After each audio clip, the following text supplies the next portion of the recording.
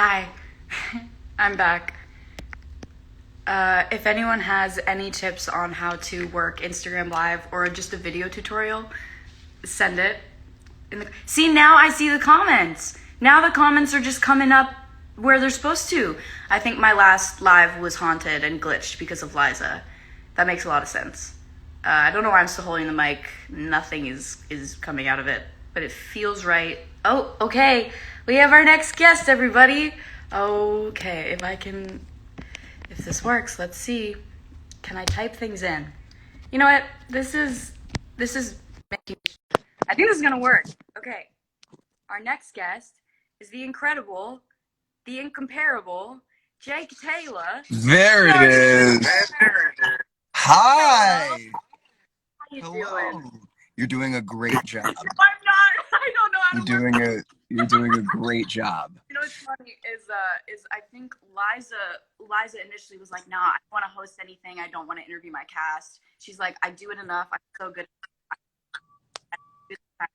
So when they asked me, I was like, Liza should do it, and she was like, nah, I'm gonna make you do it. I was like, cool, that's fun. No, it's great. It's a good exercise, and you're doing a phenomenal job. Hello. Hi, chat. Hi, everybody. Hello. I'm starting to see comments on the bottom now, so this is good. But I have some questions for you from fans. Also, where are you right now? You're in a vehicle. I'm in my car, sitting outside of a Starbucks that my lovely fiance is grabbing for me.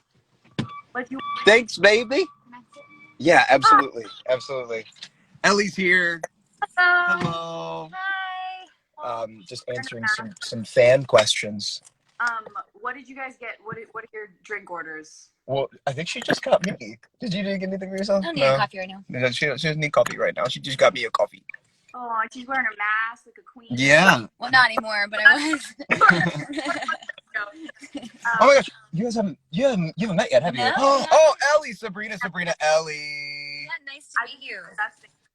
Nice to meet you. We gotta social distance hang at some point in time.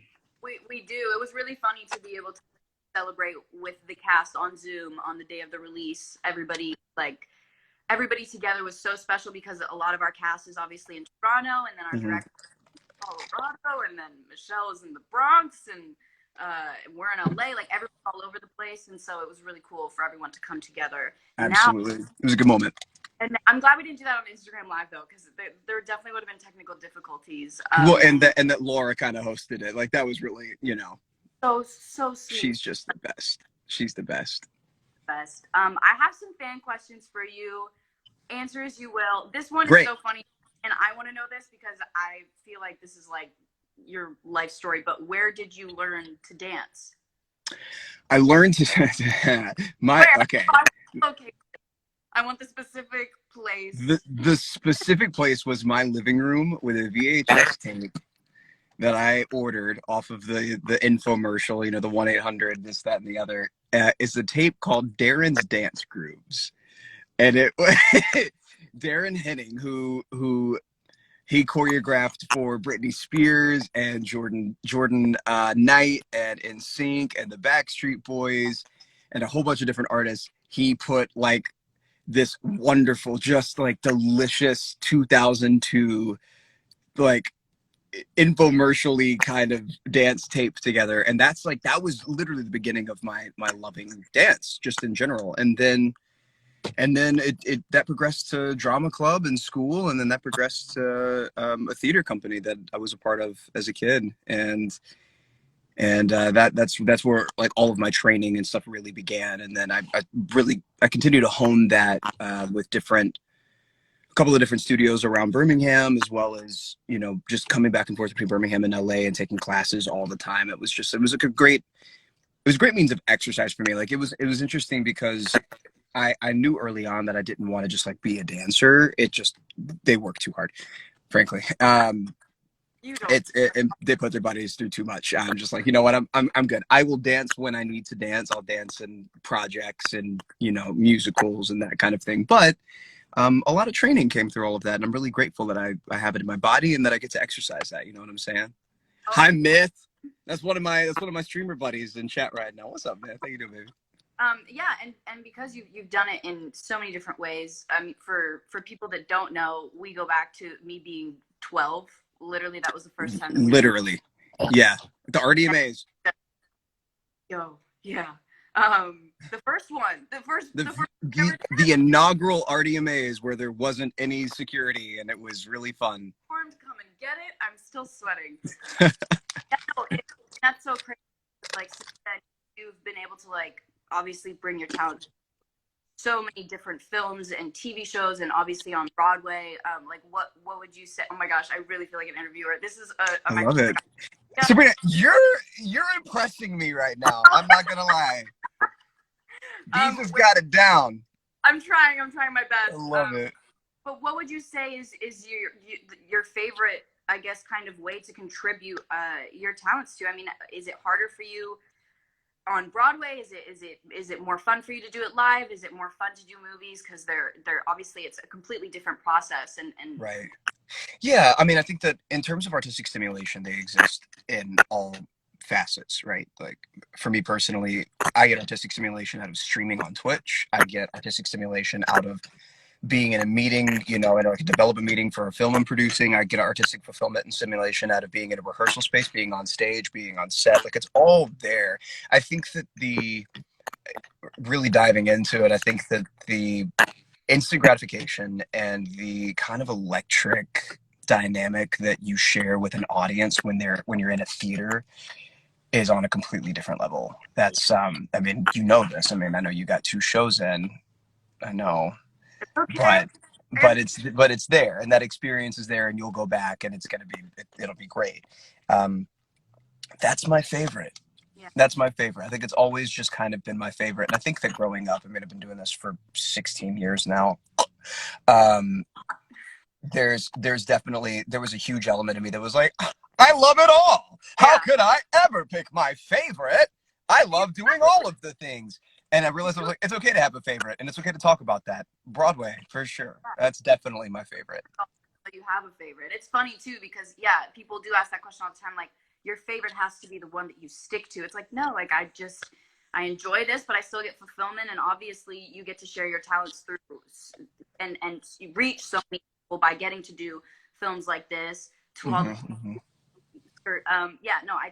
think it's so incredible, and we were so lucky to have you in this movie because you literally like are Jake Taylor. In other ways you're not Jake Taylor, but we all realize in a lot of ways that you are. And I appreciate that. This question is really funny. How did Jake pay his rent? Everyone's laughing. He might have hit the pole. It's hard to say. You know, man, that's a really great question. I think that it was one of those like paycheck to paycheck moments. It also didn't last for too long. Jake ghosted Quinn for a minute, but you know, I think he figured it out. I think he I don't know, maybe he taught privates. Maybe I have no clue. Maybe he taught privates. Maybe that's what it was. Maybe he just, wasn't working at the studio anymore, but the parents really loved him still and still wanted their kids to be taught by him. So they like figured it out. I think that's probably what happened. I like this narrative. I think through these questions we are writing the sequel and we don't realize it. Potentially, yeah. Potentially. What would you say, and you were also like back and forth shooting between this and other things, but what would you say when you were around, like, was your favorite moment of being a part of working or favorite scene to film? Oh, man. I know it's loaded. I mean, it was summer camp. It really was like that. And that's been my favorite way to describe our process, right? Is that they threw a bunch of us in Toronto, which is an awesome city and provides a lot. And, you can kind of do anything there, which is really great. Obviously, COVID wasn't a thing at that point, so we could freely go and have wings and watch, Raptors games and that kind of thing. But, yeah, I mean, what I've been saying, which I think is not too dissimilar from what we've all been describing the process. Like, it's like they threw us all in a city and let us all dance and be fools. And we kind of accidentally made a movie after all of that.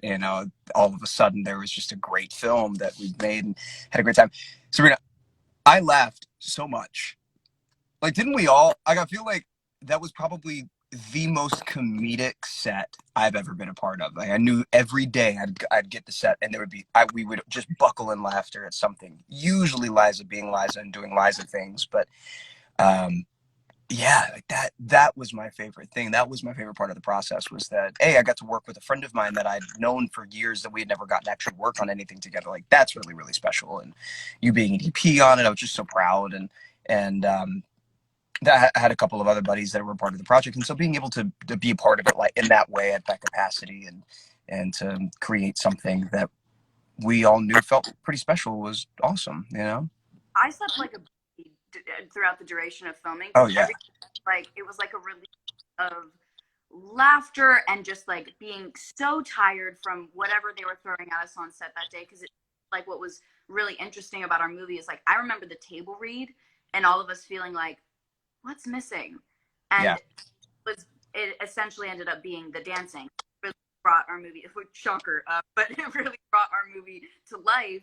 And it to know was there for, until all of us got to know each other, come together and feel like a family. And like, I know a lot of sets will come off saying like that and saying that they created a family, but I think it's because, like, you can't help it. Like, when you're all together, and especially, like you've said this so many times, like, dancers have such a different energy and radiate such a different love and joy, that I think that was really special for all of us to be together. And one more thing I want to ask you, because I've heard you like say this a few times, and you always just, like, I don't know, put it together so perfect. Sabrina, you're doing so well. I'm sorry. I'm so impressed with you right now. Keep going, please. Okay, that was it. Keep going. Just gonna thank you. What do you want people to take away from this movie? Because you've stated this before. Yeah, no, it's my favorite thing to talk about. I mean, I think that there's the Jordan that grew up watching the dance films, everything from Save the Last Dance to Honey to the Step Up series, my favorites, You Got Served, blah, blah, blah. There are things that are typical and there are things that are atypical in dance films that I think really kind of sheds light on why they're all so special and why they work all the time. Work, that was working. Yeah. Okay, cool. I just want to make sure, because you felt like diversity is awesome, right? And especially being a person of color and growing up in an industry where oftentimes a lot of the roles that I didn't book was because I either wasn't white enough or wasn't black enough. Dance films have everything, have everyone, all shapes, sizes, colors, creeds, orientations, religious background, sexual orientation, like all of the thing. And getting that key art initially, it brought tears to my eyes. I was like, I can't, this is so, it's always needed, but it's really needed right now. Inclusivity is just the name of the game. And that's kind of how we all need to live our lives and lead with, is love and inclusivity and so on and so forth. But the thing that I really hope that people take away from it, it's a couple of things. I could dilute it down to, like, I hope that people feel good. I really want people to feel good in the way that we felt good making it, and the way that, as fans of the film, not only were we a part of it and we're part of the creation of it, but I feel good after watching it. And I hope that people take that away from it. I think that the main thing that I love about it, and why I'm so amped about work it, and why I love to talk about it in general, especially with it being a dance film and in that genre, dance is definitely the category. Like, it's that vehicle that takes you from point A to point Z. But this film is really about people. It's about life throwing you curveballs. The life threw the whole world a curveball with the season of life that we're in right now, right? And I think that how we navigate it, how we swing for the fences, and all of this will dictate our joy. It will dictate our consistency as humans, and our ability to kind of bend and mold to whatever is thrown at us circumstantially. Like, that's how we grow as people, right? And I think that watching Quinn, watching Jake, watching Jazz have some curveballs thrown at them, and I think the learning. Oh, can't tell if I'm frozen or if it's young Jordan in the car. He's gonna come back though, and he's speaking facts, so I want him to finish. Oh no. Am I frozen, or is it him, or is it me? How much of this is gonna end up on IGTV when I save it afterwards? Can you go to a place where I don't. Oh, Jordan is gone. Jordan has left.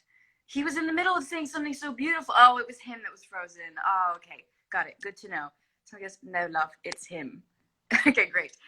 So you guys heard everything I just said as I was rambling. That's nice. That's cool. This is why I don't go live too often, but okay, so I'm going to end it, start it again, because again, I can't hit this button. Very sad. Okay, BRB guys, make sure to join in again. We got another guest coming, and I'm going to finish with Jordan.